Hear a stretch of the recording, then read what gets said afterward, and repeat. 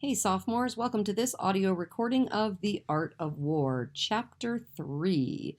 So we're going to start here, and I'm going to interrupt us a couple of times to try and help you understand kind of how to get into the mindset of reading this particular piece of nonfiction. It is sophisticated. It may prove to be a little bit complicated for some.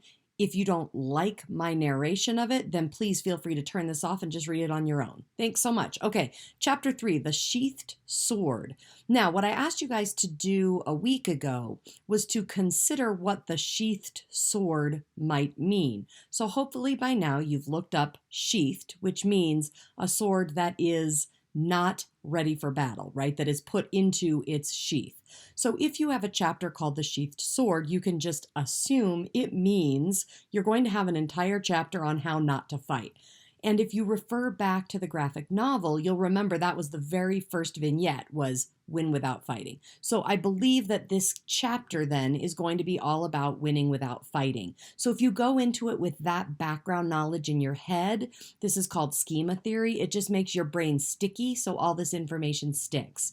The other thing I want to remind you is that while you're listening, you should either have pencil and paper out or you should have a hard copy of this document at hand so that you can mark the text while you read. And you want to be reading in order to apply all of this information to your specific battle. So if something happened in your battle where somebody won something without doing anything, then this is the chapter you should really be paying attention to.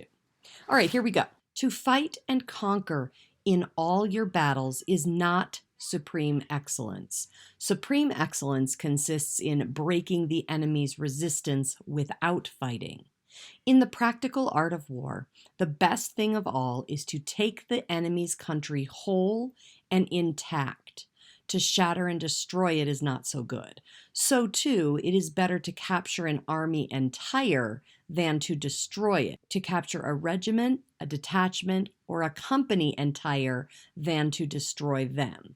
So essentially, our author is reminding us, keep everything intact as much as you can because then you can utilize those elements once you've won the war. Thus, the highest form of generalship is to balk the enemy's plans. The next is to prevent the junction of the enemy's forces. The next is to attack the enemy's army in the field. And the worst policy of all is to besiege walled cities because the preparation of mantlets, movable shelters, and various implements of war will take up 3 whole months, and the piling up of mounds over against the walls will take 3 months more. The general, unable to control his irritation, will launch his men to the assault like swarming ants, with the result that 1/3 of his men are slain while the town still remains untaken. Such are the disastrous effects of a siege. Now, if you have any of those words from the previous page that were in boxes that you don't understand, now's a good time to hit pause and go and research what those vocabulary terms mean so that you understand what he's basically just said, which is don't attack a walled city because it's going to take way too long and your men are going to get way too tired. All right, moving on. The skillful leader subdues the enemy's troops without any fighting. He captures their cities without laying siege to them. He overthrows their kingdom without lengthy operations in the field. With his forces intact, he disputes the mastery of the empire, and thus, without losing a man, his triumph is complete. This is the method of attacking by stratagem, of using the sheathed sword. It is the rule in war. If our forces are 10 to the enemy's 1, surround him. If 5 to 1, attack him. If twice as numerous, divide our army into 2, one to meet the enemy in front and then the other to fall upon his rear. If he replies to the frontal attack, he may be crushed from behind, and if to the rearward attack, then he may be crushed in front. Now, if equally matched, we can offer battle. If slightly inferior in numbers, we can avoid the enemy. If quite unequal in every way, we can flee from him. Though an obstinate fight may be made by a small force, in the end it must be captured by the larger force. And so essentially, if you're the smaller force, don't go into battle, is what he's saying. The general is the bulwark of the state. If the bulwark is strong at all points, the state will be strong. If the bulwark is defective, the state will be weak. Now, there are 3 ways in which a sovereign can bring misfortune upon his army. Now, a sovereign would be a governmental leader, like a king. Okay, so not the general, but a king. How can a king screw things up for a general? These are the 3 ways in which a sovereign can do that, which means, not a good thing. Number 1, by commanding the army to advance or to retreat, being ignorant of the fact that it cannot obey. This is called hobbling the army. Number 2, by attempting to govern an army in the same way he administers a kingdom, being ignorant of the conditions that obtain in an army. This causes restlessness in the soldiers' minds. Humanity and justice are the principle on which to govern a state, but not an army. Opportunism and flexibility, on the other hand, are military rather than civic virtues.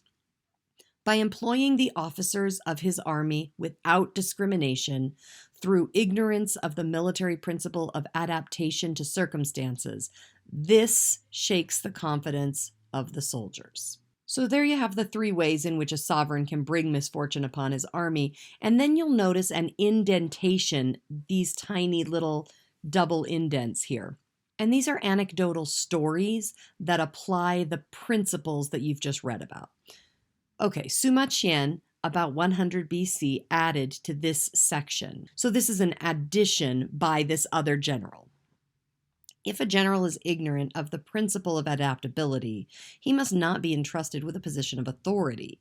The skillful employer of men will employ the wise man, the brave man, the covetous man, and the stupid man.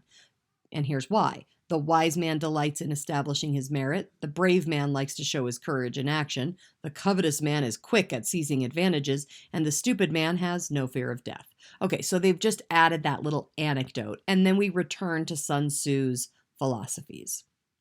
When the army is restless and distrustful, trouble is sure to come from the other feudal princes.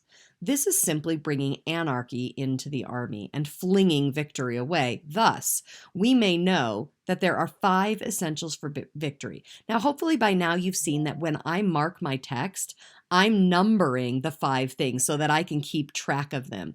And my hope is for you to do the same thing, for you to mark the text as you read so that it is making sense to you. Also, because there are some giant words at use here, my expectation is that you're going to stop this recording or do something else so that you are able to go back and consider the vocabulary terms so that you're able to understand this concept. Okay, so back to the 5 essentials for victory. Number 1, he will win who knows when to fight and when not to fight. He will win who knows how to handle both superior and inferior forces. He will win whose army is animated by the same spirit throughout all its ranks. He will win who, prepared himself, waits to take the enemy unprepared. And number 5, he will win who has military capacity and is not interfered with by the sovereign or by his king or his governmental leader. If you know the enemy and you know yourself, you need not fear the result of 100 battles. If you know yourself but not the enemy, for every victory gained, you will also suffer a defeat. If you know neither the enemy nor yourself, you will succumb in every battle. Now, I just want to take a second to say, here's how this manifesto of war can also be applied in life. Consider this last concept. If you know neither the enemy nor yourself, you'll succumb in every battle. Can't you see how in life, if you don't really know who you are, if you don't have a sense of self, if you haven't had the time to work on kind of who you are and what you believe, you're really not going to win life. You're just going to kind of meander through it and get your butt handed to you a bunch of times because you don't know who you are and you don't really understand the world either. This is why people are suggesting that The Art of War is this kind of great guidebook for life in addition to being a guidebook for war. So If you're down with that, if you're like, oh, that's pretty cool, then that is yet another purpose you can use for reading this text. Your primary purpose, obviously, is, well, I got this paper to write, and so I have to apply these strategies to my battle.